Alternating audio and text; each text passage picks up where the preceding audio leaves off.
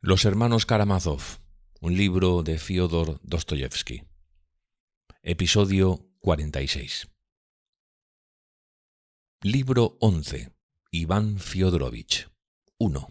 En casa de Gruchenka. Aliocha se dirigió a la plaza de la iglesia, donde vivía Gruchenka, que aquella mañana le había enviado a Fenia para rogarle que fuera a verla lo antes posible. Aliocha supo por la sirvienta que Gruchenka estaba agitadísima desde el día anterior.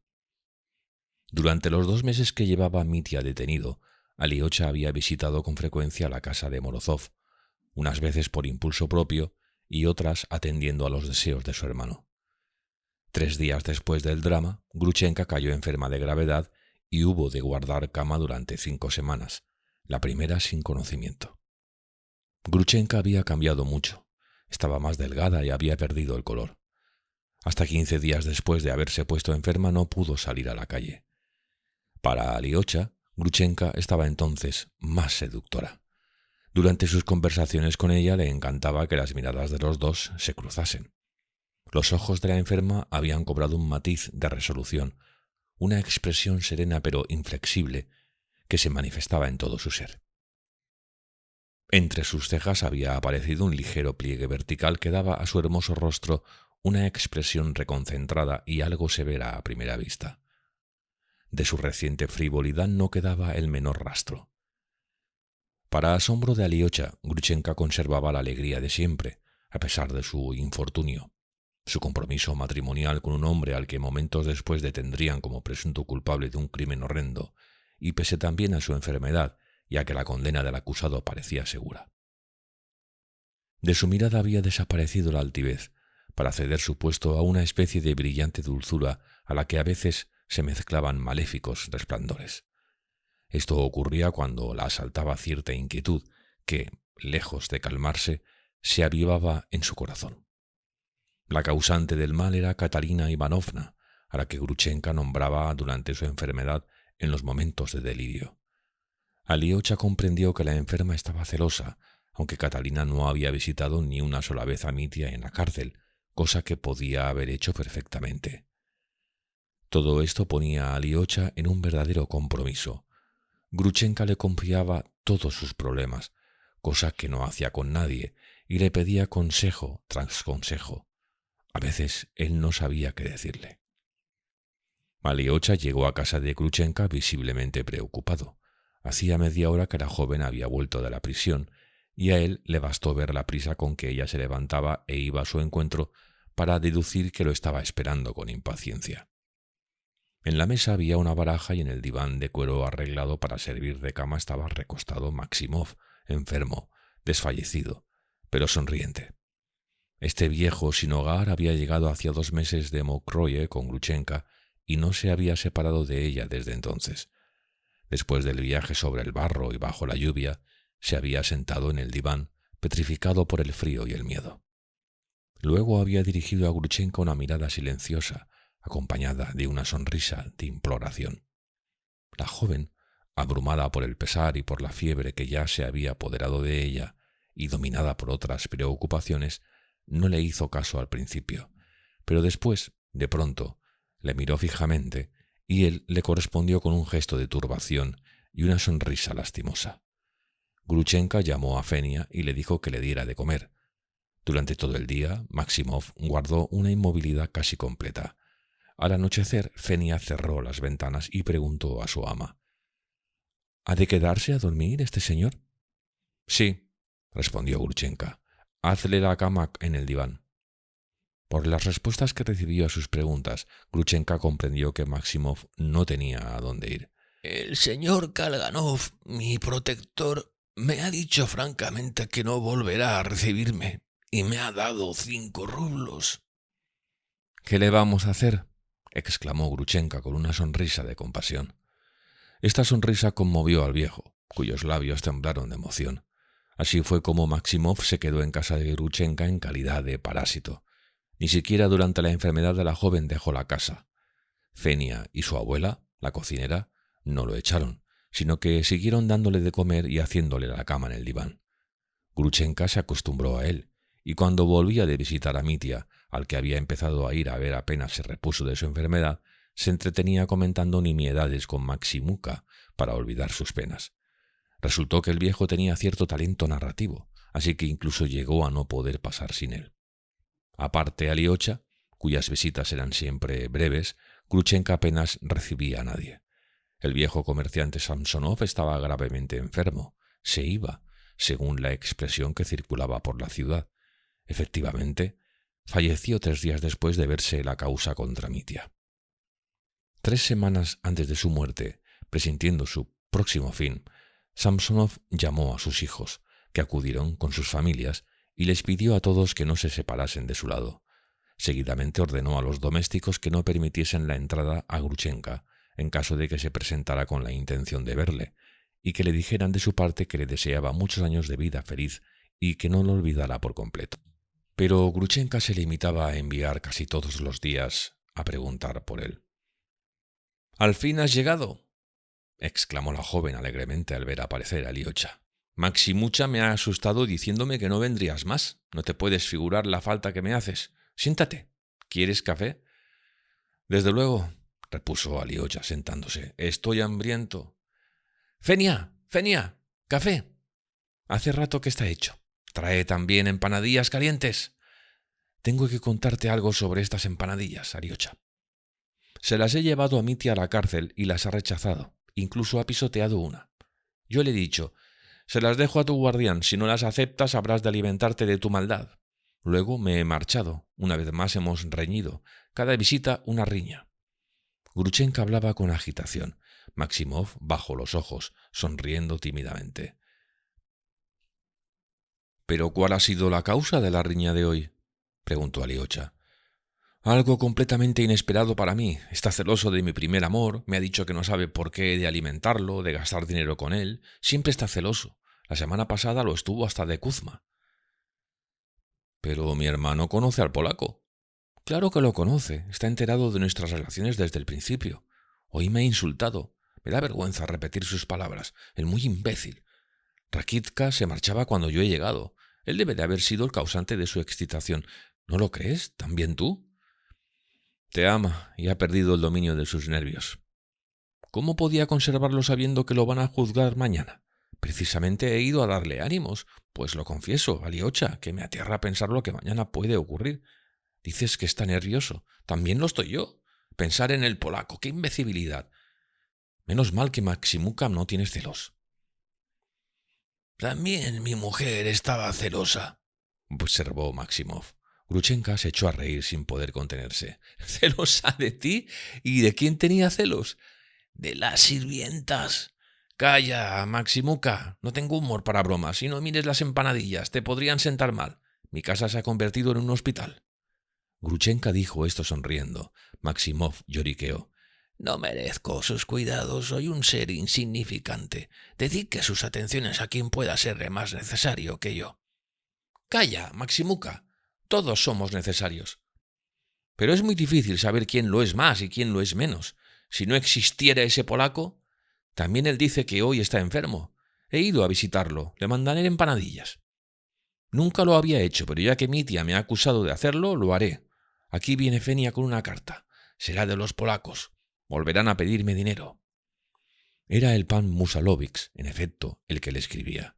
En una larga y ampulosa carta le rogaba que le prestase 3 rublos. Con la carta le enviaba un recibo en el que se comprometía a devolver en el plazo de 3 meses la cantidad solicitada.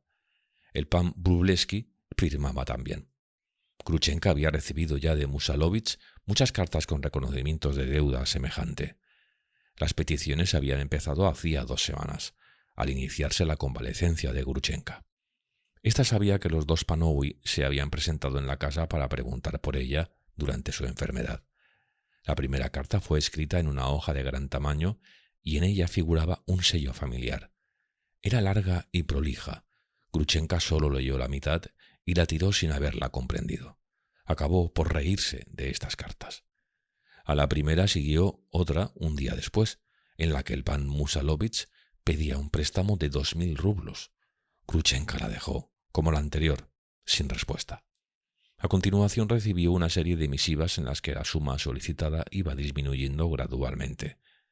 De 100 rublos bajó a 25 y de 25 a 10. Finalmente, Gruchenka recibió una carta en la que los Panovi mendigaban un rublo y le enviaban un recibo firmado por los dos. La joven se compadeció de pronto y, al atardecer, fue a casa de los polacos. Los encontró en la más negra miseria, hambrientos, sin fuego, sin tabaco y en deuda con la patrona. Los 200 rublos ganados a Mitya se habían esfumado rápidamente. Sin embargo, Gruchenka fue recibida por los Panovi, cosa que le sorprendió, como es natural, con gentil arrogancia. Esto le hizo gracia. Dio 10 rublos a su examor y, entre risas, se lo contó todo a Mitya, que no demostró ni sombra de celos. Desde entonces, los Panovi no dieron tregua a Gruchenka.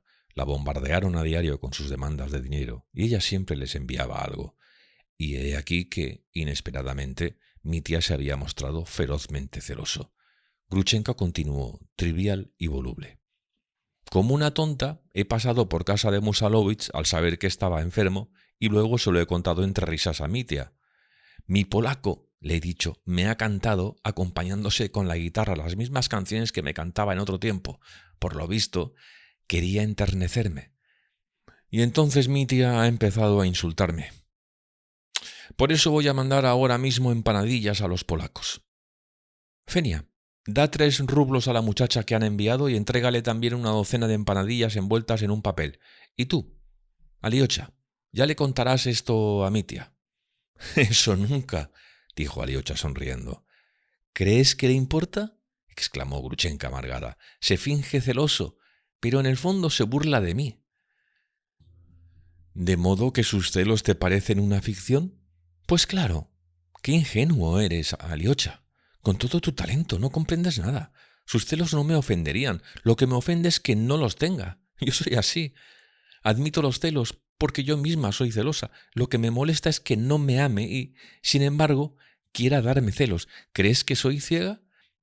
No hace más que alabar a Katia en mi presencia, que si ha hecho venir de Moscú a un especialista famoso, que si ha llamado al mejor abogado de Petersburgo para que lo defienda. Estos elogios en mi presencia demuestran que la ama. Se siente culpable ante mí y se anticipa a acusarme para ocultar su culpa. Has tenido relaciones con el polaco antes que conmigo, por lo tanto, bien puedo tenerlas yo ahora con Katia. No es más que esto. Quiere echar toda la culpa sobre mí, por eso me insulta, y yo... No pudo continuar. Se llevó el pañuelo a los ojos y se echó a llorar. Mitya no quiere a Catalina Ivanovna, dijo Aliocha firmemente. Pronto sabré si la quiere o no, replicó Gruchenka con voz amenazadora. Su rostro se transfiguró. Ante su gesto de sombría indignación, Aliocha se sintió profundamente apenado. «No más tonterías», exclamó Gruchenka de pronto. «No te he hecho venir para que soportes mis lágrimas. ¿Qué pasará mañana, mi querido Aliocha? Esto es lo que me inquieta. Estoy sola. Los demás no piensan en el juicio de Mitya, no les interesa. Pero a ti sí que debe interesarte. ¿Cuál será el resultado, señor? El asesino es ese lacayo. ¿Es imposible que se permita condenar a Mitya, que nadie salga en su defensa? ¿Se ha pensado en Smerdiakov?» Lo han interrogado largamente y todos han llegado a la conclusión de que no es el culpable. Desde que tuvo los últimos ataques está gravemente enfermo. Dios mío, debes ir a ver al abogado e informarlo de todo. Creo que ha costado 3.000 rublos hacerlo venir de Petersburgo. Sí, eso se le ha pagado. Entre Iván, Catalina Ivanovna y yo hemos reunido los 3.000 rublos. Al especialista lo ha hecho venir Katia por su exclusiva cuenta, lo que le ha supuesto un gasto de 2.000 rublos. El abogado, Fetiukovich, habría pedido más si este asunto no se hubiera divulgado por toda Rusia. Ha aceptado más por la gloria que por el dinero. Ayer fui a visitarlo. ¿Ah? ¿Sí? ¿Y qué te dijo? Me escuchó en silencio, luego me hizo saber que ya tiene formada su propia opinión, pero me prometió que tendría en cuenta cuanto le había dicho. ¿Qué tendría en cuenta? ¡Qué cretinos! Perderán a tu hermano. ¿Para qué ha traído Katia al especialista?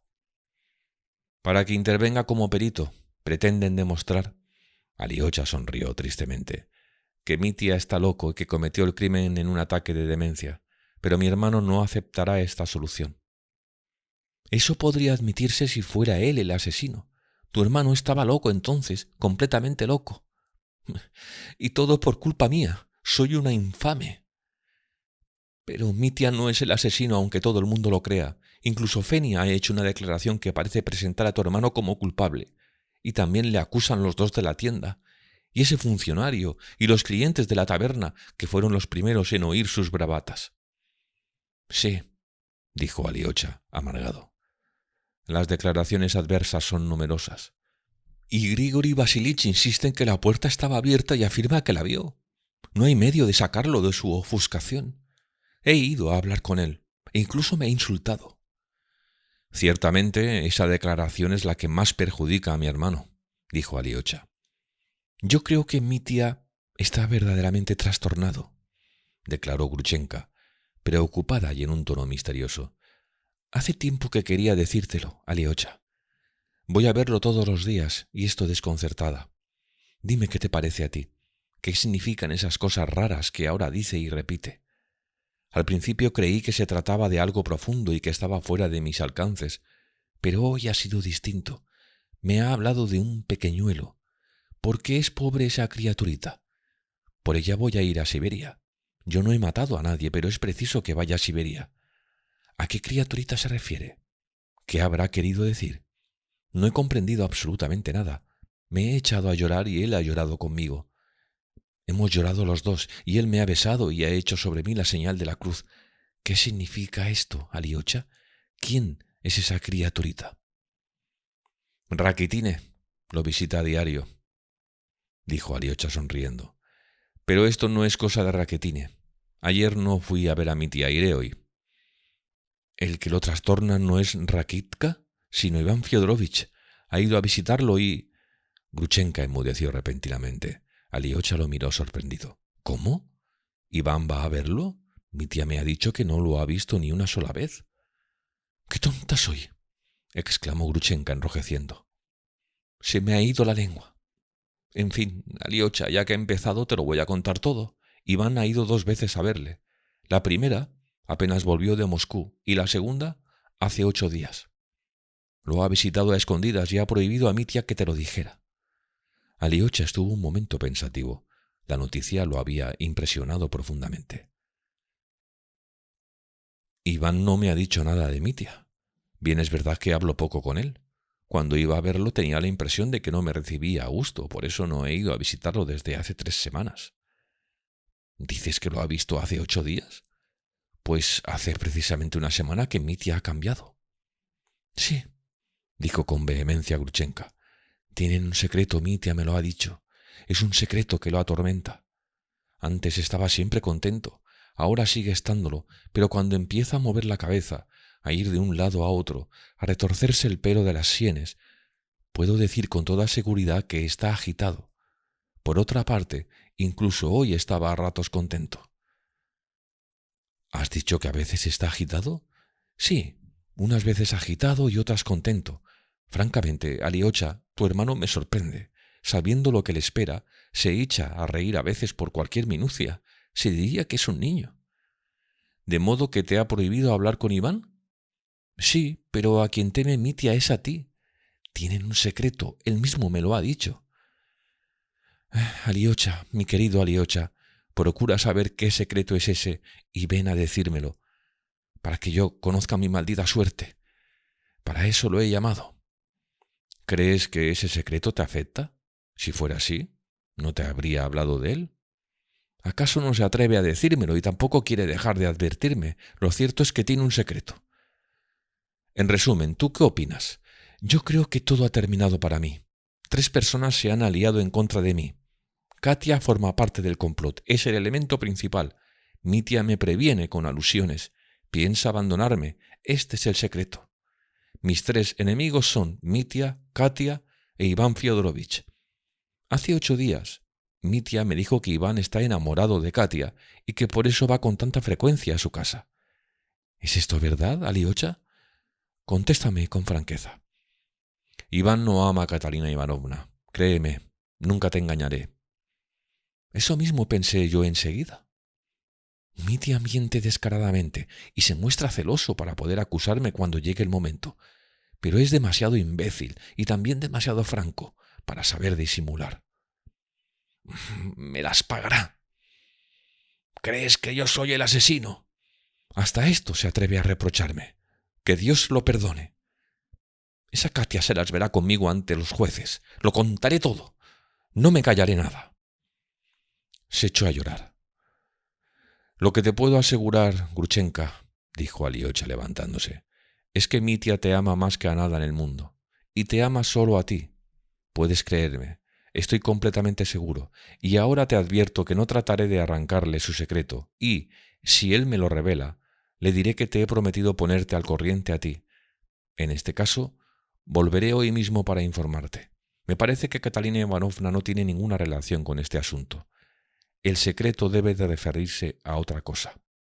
Ya veremos. Adiós. Aliocha le estrechó la mano. Gruchenka seguía llorando. Aliocha advirtió que su amiga no creía en sus palabras de consuelo, pero lo cierto era que había conseguido aliviarla con su efusiva sinceridad. Le daba pena dejarla en aquel estado, pero se le hacía tarde. Tenía aún muchas cosas que hacer.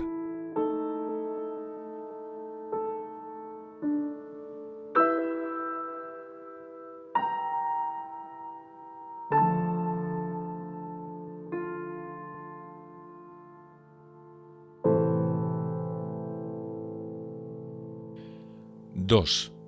El pie hinchado. Aliocha quería ir primero a casa de la señora de Kochaklov y terminar cuanto antes para no retrasar demasiado su visita a Mitia.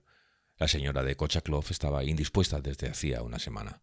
Tenía un pie hinchado y, si bien no guardaba cama, pasaba el día en su gabinete. Echada en una meridiana, envuelta en una elegante pero decorosa bata casera. Aliocha había observado, con una sonrisa inocente, que la señora de Kochaklov coqueteaba a pesar de su enfermedad. Lucía lazos, cintas y otros vistosos adornos. Desde hacía 2 meses, el joven Percotine la visitaba con frecuencia. Aliocha no había ido a verla desde hacía 4 días. Al llegar se dirigió a las habitaciones de Lis, que el día anterior había enviado a decirle que fuera a verla sin pérdida de tiempo para tratar de un asunto de gran importancia. Esta visita interesaba a Aliocha por ciertas razones, pero mientras la doncella iba a anunciarlo, la señora de Kochaklov, enterada de su llegada, lo requirió solo para 1 minuto. Aliocha consideró que lo mejor era atender enseguida a la madre, ya que, de lo contrario, estaría mandándole recados a cada momento. Tendida en la meridiana, vestida como para una fiesta, daba muestras de viva agitación. Acogió a Aliocha con gritos de entusiasmo. «Hace 1 siglo que no lo veo. 1 semana entera. ¡Ah! Sé que vino usted hace 4 días, el miércoles pasado. Ahora va usted a ver a Lis. Estoy segura de que habrá entrado de puntillas para que yo no lo oyese. Si supiera usted lo inquieta que estoy por ella, mi querido Alexei Fyodorovich. Esto es lo principal, pero ya hablaremos de ello después. Le confío enteramente a mi Lis. Desaparecido el Stares Zósimo, que descanse en paz». Y se santiguó. «Usted es para mí una asceta, aunque le sienta muy bien su nueva ropa. ¿Cómo ha podido encontrar un sastre tan bueno en nuestra localidad? Ya hablaremos de esto después. Es un asunto sin importancia. Perdóneme que me permita llamarlo de vez en cuando, Aliocha. A una vieja como yo, todo se le puede consentir». Sonrió, coqueta, y continuó. «Pero dejemos también esto para después. Lo que más me interesa es no olvidarme de lo principal. Le ruego que me avise si divago. Desde el momento en que Lisa ha retirado su promesa, una promesa infantil, Alexei Fyodorovich, de casarse con usted, habrá comprendido que su palabra fue un capricho de muchacha enferma, de jovencita que ha permanecido largo tiempo en un sillón. Gracias a Dios, ahora ya puede andar. El nuevo médico que Katia ha hecho venir de Moscú para el asunto de su infortunado hermano, al que mañana... ¿Qué pasará mañana? Solo de pensarlo me siento morir. Sobre todo de curiosidad. El caso es que ese doctor vino ayer a ver a Lis. Le pagué 50 rublos por la visita. Pero esto no importa ahora. Como ve, me he armado un lío. No sé por qué he de apresurarme. Ya no me acuerdo de dónde estaba. Lo veo todo como una enredada madeja. Temo enojarlo y que usted se vaya. No hablo con nadie más que con usted. ¿Dónde tengo la cabeza, Dios santo? Ante todo, hemos de tomar café. Trae café, Julia. Aliocha se apresuró a darle las gracias y a decirle que acababa de tomarlo. ¿Dónde? En casa de Agrafena Alejandrovna. ¿Ha tomado café con esa mujer? Ella es la causante de todo. Bien es verdad que he oído decir que su conducta actual es irreprochable, pero ya es un poco tarde. Esa conducta debió seguirla antes, cuando pudo serle de provecho. Ahora ya no le sirve para nada. Cállese, Alexei Fyodorovich, pues tengo tantas cosas que decirle que acabaré no diciendo ninguna. Ese horrible proceso. Yo iré sin falta, estoy dispuesta. Me llevarán en un sillón. Puedo estar sentada. Ya sabe que estoy citada como testigo. ¿Qué diré? Lo ignoro. Hay que prestar juramento, ¿verdad? Sí, pero me parece que no podrá usted ir. Ya le he dicho que puedo estar sentada. Oh, usted me aturde. Ese proceso, ese acto salvaje, esas personas que se van a Siberia, esas otras que se casan, y todo deprisa, deprisa. Y al fin todo el mundo envejece y mira hacia la tumba. ¡Ay, qué fatigada me siento! Esa Katia me ha decepcionado. Se marchará como uno de sus hermanos a Siberia, el otro la seguirá y se instalará en la ciudad más próxima, y todos ellos se amargarán la vida mutuamente. Todo esto me tiene trastornada, pero lo que más me preocupa es la publicidad que se le ha dado. Se ha hablado del asunto miles de veces en los periódicos de Petersburgo y Moscú, e incluso se ha mezclado mi nombre con el de los protagonistas del suceso. Se ha dicho que yo era una buena amiga de su hermano. Y digo buena amiga para no repetir el vil calificativo que se me ha aplicado. Es increíble. ¿Dónde se ha publicado eso? Lo va usted a ver. Ha aparecido en un periódico de Petersburgo que recibí ayer. Se titula Sluki. Rumores. Estos rumores empezaron a publicarse hace meses. Como a mí me encanta la murmuración, me suscribí. Y ya lo ve. He quedado bien servida de rumores. Mire, aquí lo tiene. Lea. Entregó a Aliocha un periódico que sacó de debajo de la almohada. La señora de Kochaklov no estaba indignada, sino abatida. Como ella misma había dicho, en su cerebro reinaba la más completa confusión. El suelto era un buen ejemplo de murmuración periodística, y se comprendía que la hubiera impresionado. Pero, afortunadamente, en aquel momento era incapaz de concentrarse en nada. Podía incluso olvidarse del periódico y pasar a otra cosa. Aliocha estaba al corriente desde hacía tiempo de la resonancia que había adquirido el asunto en toda Rusia, y solo Dios sabe las noticias imaginarias que, entre otras verídicas, había tenido ocasión de leer en los 2 meses últimos sobre su hermano, sobre todos los Karamazov y acerca de él mismo. Un periódico incluso llegó a decir que Aliocha, aterrado por el crimen de su hermano, se había recluido en un convento. Otro desmentía ese rumor y afirmaba que, en alianza con el starets Zósimo, había fracturado la caja del monasterio, tras lo cual se había dado a la fuga. El suelto, publicado en Sluki, se titulaba Noticias de Skotoprigoniesk, este es el nombre que hemos ocultado hasta ahora de la localidad en cuestión, sobre el proceso Karamazov. La noticia era breve y el nombre de la señora de Kochaklov no figuraba en ella. Se decía simplemente que el criminal al que se estaba a punto de juzgar con tanta ceremonia era un capitán retirado, insolente, holgazán y partidario de la esclavitud, que tenía enredos amorosos y contaba con la influencia de ciertas damas a las que pesaba su soledad. Una de ellas, viuda abrumada por el tedio, y que pretendía ser joven aunque tenía una hija mayor, se había encaprichado de él hasta el extremo de ofrecerle, 2 horas antes del crimen, 3.000 rublos para partir en su compañía hacia las minas de oro. Pero el desalmado había preferido procurarse los 3.000 rublos matando a su padre. Contaba con la impunidad que pasear por Siberia los encantos cuadragenarios de la dama. El alegre suelto terminaba, cómo no, con palabras de noble indignación contra la inmoralidad del parricida y de la servidumbre. Después de haber leído la noticia atentamente, Aliocha dobló el periódico y se lo devolvió a la señora de Kochaklov. «Como usted ve», dijo la dama, «el corresponsal se refiere a mí. En efecto, poco antes del crimen le aconsejé que se fuera a las minas de oro. ¿Pero quiere esto decir que le ofreciera mis encantos cuadragenarios como afirma ese informador? Que el juez soberano le perdone esta calumnia como se la perdono yo. ¿Pero sabe usted de dónde ha salido todo esto? De su amigo Rakitine.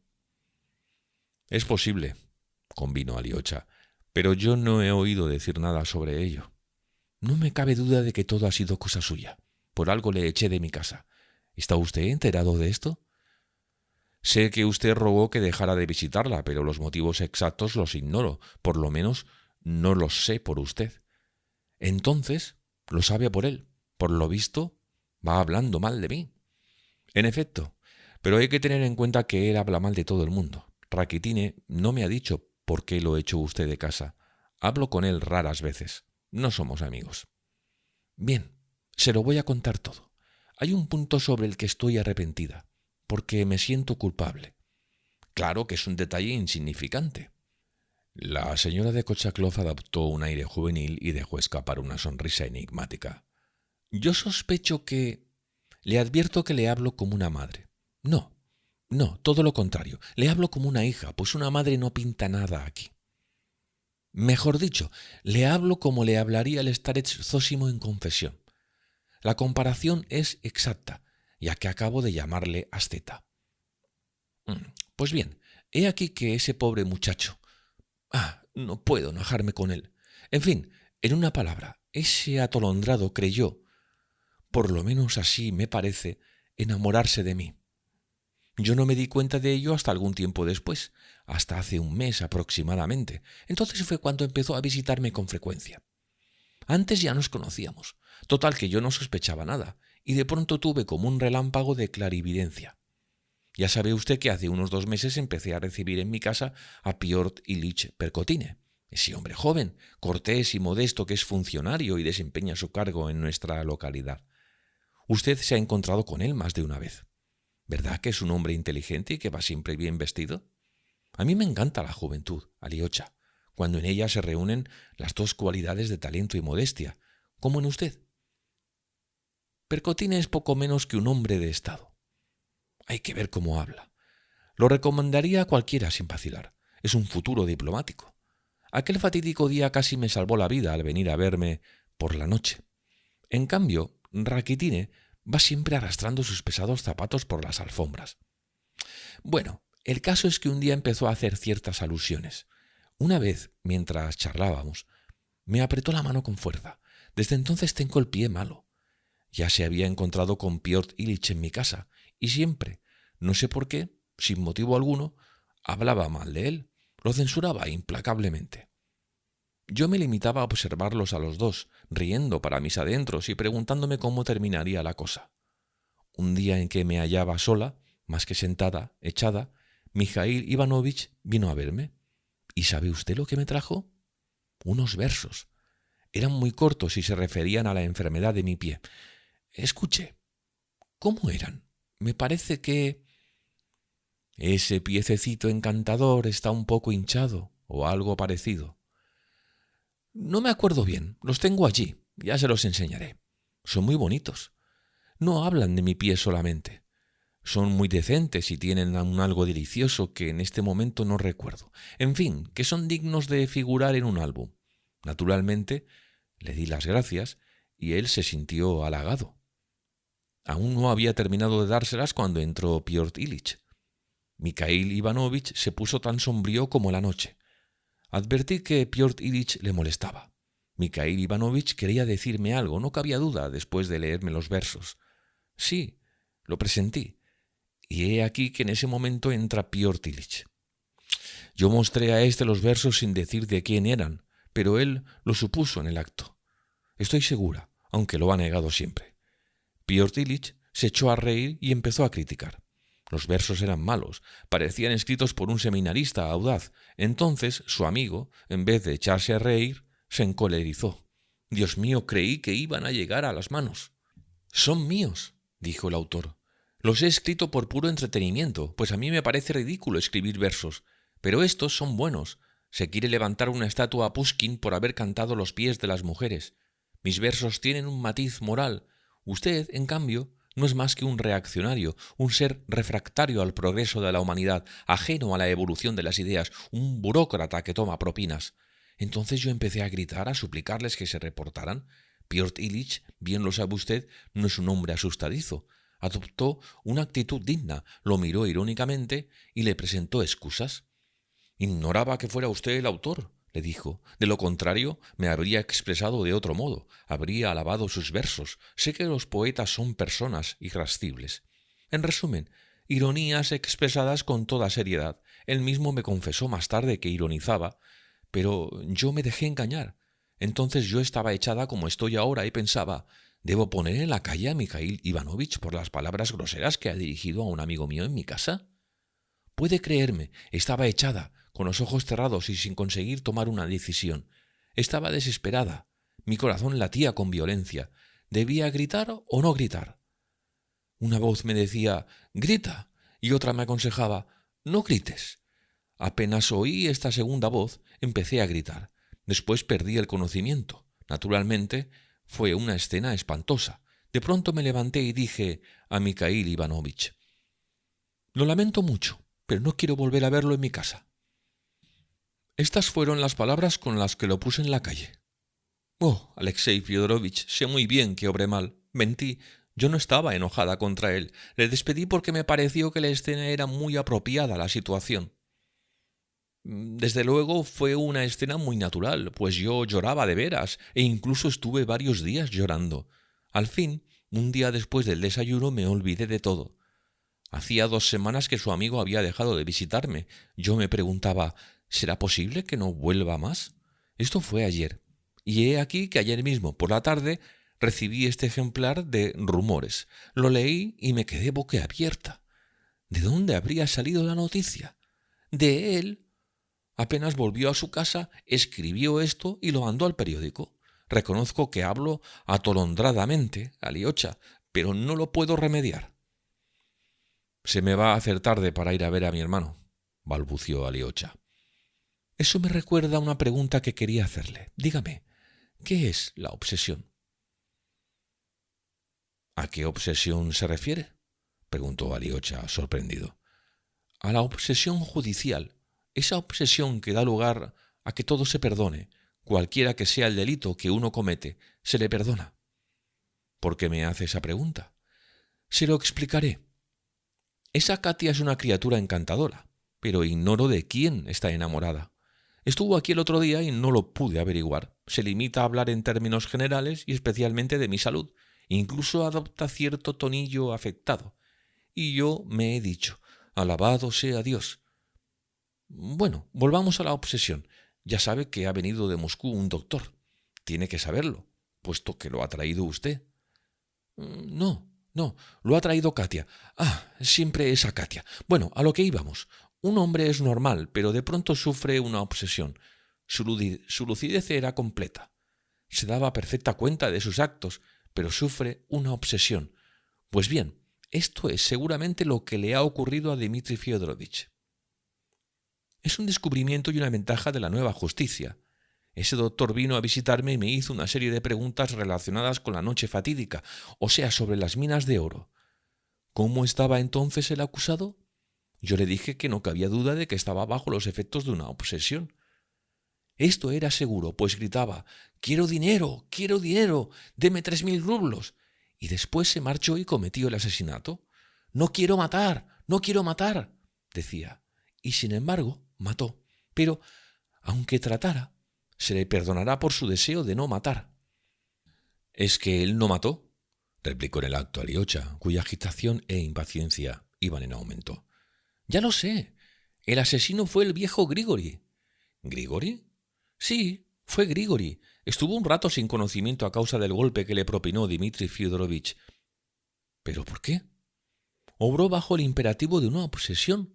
Al volver en sí después de haber recibido el golpe en la cabeza, la obsesión le impulsó a cometer el crimen. Él dice que no lo cometió, pero puede ser que lo cometiera y no se acuerde.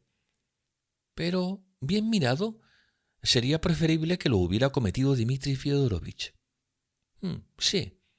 Aunque estoy acusando a Grigori, seguramente fue Dmitri el autor del delito, y esto es mejor, mucho mejor. Esto no quiere decir que yo apruebe que los hijos maten a sus padres. Por el contrario, creo que los hijos deben respetar a los autores de sus días.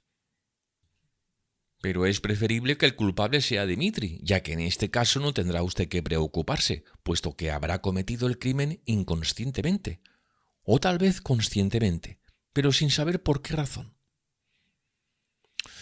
Se le debe absolver, sería un acto humanitario, un ejemplo de los beneficios que se desprenden de la nueva justicia. Yo no sabía nada de esto. Me han dicho que es cosa antigua, pero yo no me enteré hasta ayer. Y me sentí tan impresionada que de buena gana habría enviado en su busca enseguida. Si se le absuelve, lo invitaré a comer sin pérdida de tiempo. Invitaré también a todas mis amistades y beberemos a la salud de los nuevos jueces. No creo que Dmitri sea peligroso. Además, seremos tantos que se le podría meter en cintura fácilmente si intentara cometer alguna locura. Andando el tiempo, podrá ser juez de paz o algo parecido, ya que los mejores magistrados son aquellos que han sufrido adversidades. El caso es que hoy en día no hay nadie que no tenga obsesiones. Las tiene usted, las tengo yo y tantos otros. Un individuo se dispone a cantar una canción. De pronto ve algo que lo enoja, empuña una pistola y mata al primero que llega. A este individuo se le absuelve. Lo he leído hace poco y todos los doctores lo han confirmado. Ahora lo confirman todo. También Liz tiene obsesiones. Me hizo llorar ayer y anteayer. Hoy he comprendido que todo se debía a una simple obsesión. Oh, Liz me preocupa mucho. A veces creo que ha perdido la razón. ¿Para qué le he hecho venir? ¿O acaso ha venido por propia iniciativa? Liz me ha llamado y voy a ver qué quiere, dijo Alyosha resueltamente y poniéndose en pie. La señora de Kochaklov se echó a llorar. Hemos llegado al punto principal, mi querido Alexei Fyodorovich. Bien sabe Dios que le confío sinceramente a Liz y no me importa que le vaya llamado a usted sin decírmelo. En cambio, a su hermano Iván... Usted me perdonará, pero no puedo confiarle así a mi hija, aunque lo considero como un ejemplo de caballerosidad entre los jóvenes de hoy. ¿Sabe usted que vino a ver a Liz sin que yo me enterase? ¿Es posible? ¿Cuándo? Exclamó Alyosha, estupefacto. Se lo voy a contar todo. Aunque no me acuerdo bien, creo que por esto le he hecho venir. Iván Fyodorovich me había visitado 2 veces desde que llegó de Moscú. Primero vino simplemente para saludarme. La segunda visita ha sido reciente. Katia estaba aquí y él lo supo. Le advierto que yo no deseaba ver en mi casa con frecuencia a un hombre que tiene tan graves problemas con su hermano. Pero de pronto supe que había venido nuevamente. Vino hace 6 días, y no a verme a mí, sino a ver a Liz, con la que estuvo 5 minutos. Me enteré 3 días después por una de mis sirvientas. La noticia me impresionó. Llamé enseguida a Liz, que se echó a reír. «Creyó que estabas durmiendo», me explicó. «Vino a preguntar por ti. Seguro que dijo la verdad, pero qué pena me da Liz, Dios mío. Hace 4 días, por la noche, después de verlo a usted, tuvo un ataque de nervios. Gritaba, gemía. ¿Por qué no tendré yo nunca ataques de nervios? Al día siguiente y al otro se repitieron los ataques, y ayer, la obsesión de que le he hablado, de pronto, empezó a gritar. «Detesto a Iván Fyodorovich. Te exijo que no lo vuelvas a recibir, que le prohíbas la entrada en esta casa». Yo le contesté estupefacta. ¿Por qué tratar así a un joven que reúne tantos méritos, tan culto y además tan desgraciado? Pues todas esas complicaciones son una desgracia más que otra cosa, ¿no le parece? Ella se echó a reír al oír mis palabras, se echó a reír con risa hiriente. Yo me alegré. Creí que la había advertido y que los ataques cesarían. Por otra parte, yo había pensado poner, por mi propia iniciativa, punto final a las extrañas visitas que Iván Fyodorovich había iniciado sin mi permiso. También me había propuesto pedirle explicaciones. Esta mañana, al despertar, Liz se ha enojado con Julia hasta el extremo de abofetearla. Comprenderá usted que esto es monstruoso. Yo trato de usted a mis sirvientas. Media hora después, mi hija abrazaba a Julia y le besaba los pies. Me envió a decir que no la esperase, que nunca más vendría a verme, y cuando fui, poco menos que arrastrándome a sus habitaciones, se echó a llorar y me cubrió de besos. Después me empujó hacia la puerta sin decir palabra, de modo que no pude enterarme de nada. Ahora, querido Alexei Fyodorovich, pongo todas mis esperanzas en usted. Mi destino está en sus manos. Le ruego que vaya a ver a Liz y aclare todo esto. como solo usted sabe hacerlo, y luego haga el favor de venir a contármelo a mí, a la madre. Pues le aseguro a usted que si esto continúa, me moriré o dejaré esta casa. No puedo más. Tengo mucha paciencia, pero podría perderla, y si la perdiese... si la perdiese... sería terrible. De pronto, al ver entrar a Piotr Ilich Perkotine, exclamó radiante de alegría. Gracias a Dios que llega usted, Piotr Ilich. Se ha retrasado bastante. Bueno, siéntese y hable. ¿Qué dice nuestro abogado? ¿A dónde va, Alexei Fyodorovich? ¿A ver a Lis? Sí. Le suplico que no se olvide de mi encargo.